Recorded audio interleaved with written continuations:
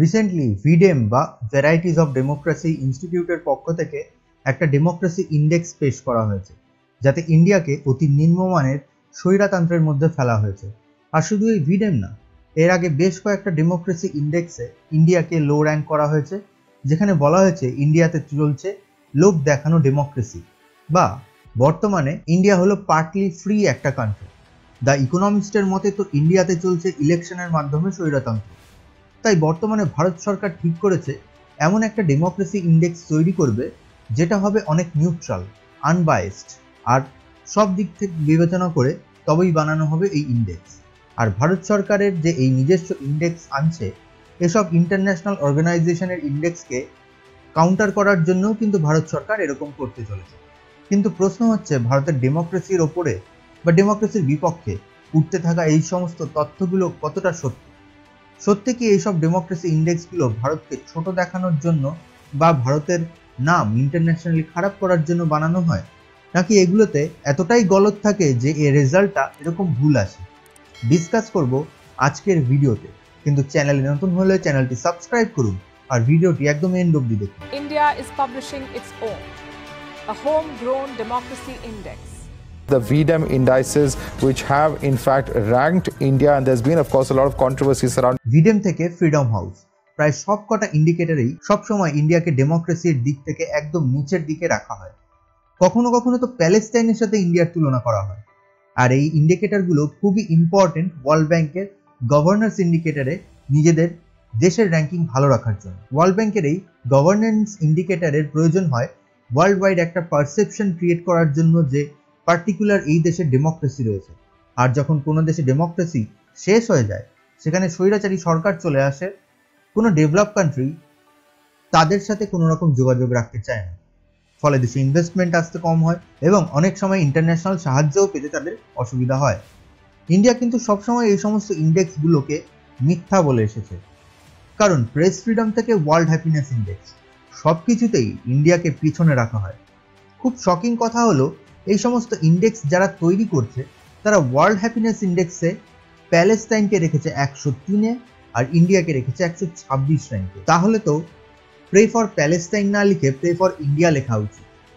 আর এখানেই প্রশ্ন ওঠে এইসব ইন্ডেক্সগুলোর ডেমোক্রেসি বা হ্যাপিনেস পরিমাপ করার পদ্ধতি নিয়ে, যা অনেক সময় বলা হয়ে থাকে যে অপর্যাপ্ত, বা অনেক সময় এই সমস্ত ইনস্টিটিউট থেকে যারা ফিল্ডে নেমে কাজ করে তারা কালচারালি আর পলিটিক্যালি অনেকটা বায়াসড থাকে, এরকম অভিযোগও উঠতে দেখা যায়। তবে এই ডেমোক্রেসি পরিমাপ করা হয় ঠিক কি করে?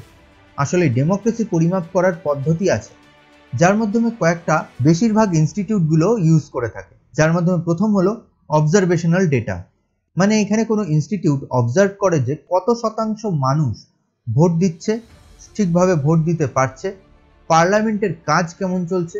আর যার জন্য তারা শুধু ডেটার ওপর ভরসা করে না, সেই দেশের অনেক আর্টিকেল, নিউজ পেপার, এই সমস্ত জিনিসগুলোর ওপরেও ভরসা করে।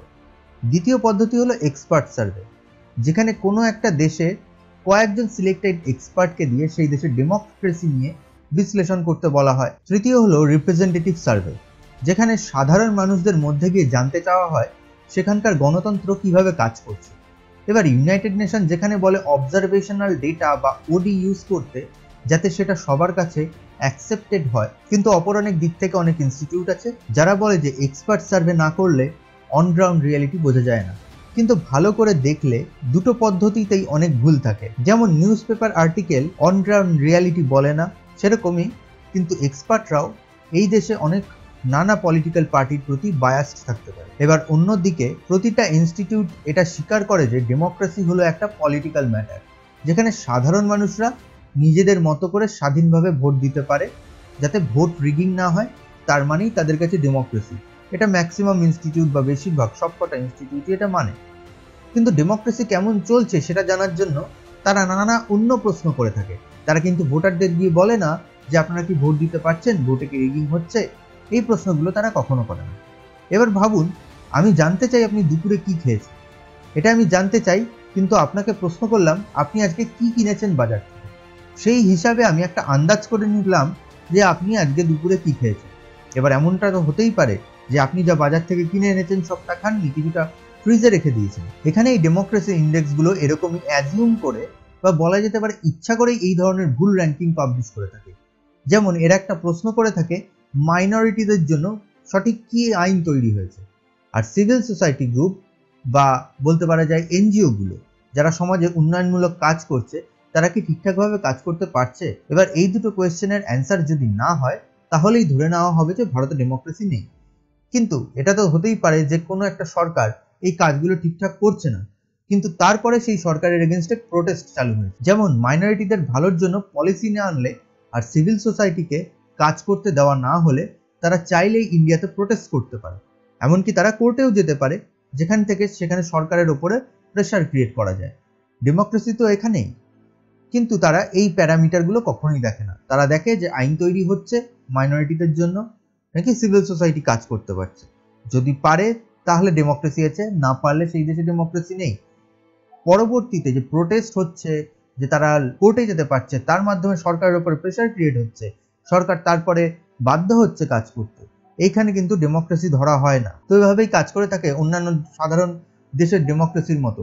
আমরা আমেরিকাতেও অনেক সময় প্রোটেস্ট দেখি, আমেরিকার সরকারও অনেক সময় অনেক কাজ করে না সাধারণ মানুষদের জন্য, সেখানে সাধারণ মানুষরা রাস্তায় নেমে প্রোটেস্ট করে, কিন্তু তারপরে সরকার সেটা করতে বাধ্য হয়। ইন্ডিয়াতেও সেরকম হচ্ছে, কিন্তু আমেরিকাকে ডেমোক্রেসি ওয়াইজ খুবই হাই র্যাঙ্কে রাখা হয়, সেখানকার মাইনরিটিদের এগেনস্টে ক্রাইম হলেও হাই র্যাঙ্কে রাখা হয়, কিন্তু ইন্ডিয়াতে সেটা না। এরকমই কতগুলো ভেগ অস্পষ্ট প্রশ্নের উত্তরের ওপর এইসব ইন্ডিকেটরগুলো তৈরি হয়। কোনো কোনো ইনস্টিটিউট 200 থেকে 300টা কোয়েশ্চেন করে এই সমস্ত ইন্ডেক্সগুলো বানায়, আবার কোনো কোনো ইনস্টিটিউট 2 থেকে 3টে প্রশ্নের মধ্যেই কাজটা সেরে ফেলে, এবং তারা বুঝে যায় যে এই দেশে ডেমোক্রেসি আছে কি নেই। সবচেয়ে বড় কথা, রাশিয়া ইউক্রেন ওয়ারে ইন্ডিয়া ওয়েস্টার্ন দেশগুলোর হিসাব মতো কাজ করেনি। তারা রাশিয়াকে ক্রিটিসাইজ করেনি, কিন্তু ইউক্রেনকে অনেক সাহায্য করেছে ঠিকই, কিন্তু তাতে ইউরোপিয়ান কান্ট্রিগুলোর ভালো লাগেনি। তারা চায় যে ইন্ডিয়া তাদের ইচ্ছা মতো কাজ করুক, তার জন্য এইসব ইন্ডেক্সগুলোকে ডেলিবারেটলি তৈরি করা হয়, এমনটাই দাবি করে আসে ভারত সরকার। ভারতের নরেন্দ্র মোদী ক্ষমতা আসার পর থেকে ওয়েস্টার্ন দেশগুলোর কথা শোনা বা তাদের হ্যাঁ স্যার জি স্যার করা বন্ধ করে দেওয়ার পরের থেকেই এইসব ইন্ডেক্সগুলোতে ভারতের র্যাঙ্ক কিন্তু খারাপ হতে চালু করেছে। আপনাদের কি মনে হয়, এসব ইন্ডেক্স সঠিক নাকি ভারতের ইমেজকে কালিমালিপ্ত করার জন্য একটা চক্রান্ত? কমেন্টে জানান। আর ভিডিওটি ভালো লাগলে লাইক করুন এবং শেয়ার করুন। ধন্যবাদ।